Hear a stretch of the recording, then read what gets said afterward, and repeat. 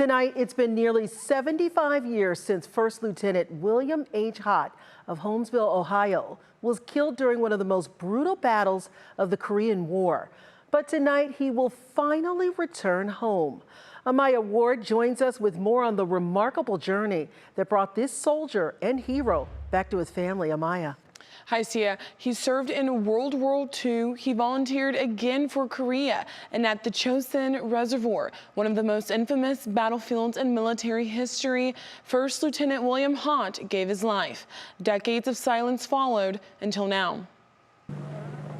At just 29 years old, First Lieutenant William Hott was gunned down on December 1st, 1950, surrounded by enemy fire in the freezing mountains of North Korea.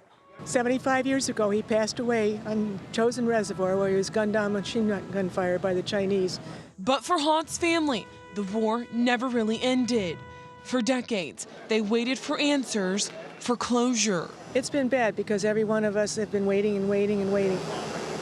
First Lieutenant Hott's family has had a headstone waiting for him since 1951 without his remains. That changed in 2018 when North Korea returned 55 boxes of remains to the U.S. government. This spring, DNA confirmed what the family had long hoped. It's a sad time because it's a funeral, but to me it's a joyous time because he is representing what the government is doing to bring every last man home. First Lieutenant Hott was the 100th soldier identified from those boxes. So that's why we're kind of celebrating a lot, because it's the 100th one, and he's known as 100K55.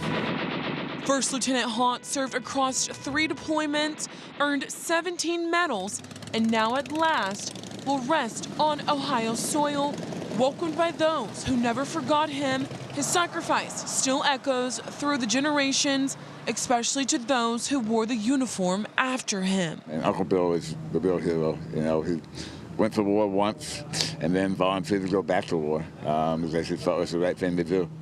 And I'm very proud of him. First Lieutenant Hott's funeral will be on a Monday at the Holmes County Fairground starting at 11 a.m. It is open to the public. See ya. Thank you, Amaya, for that amazing story.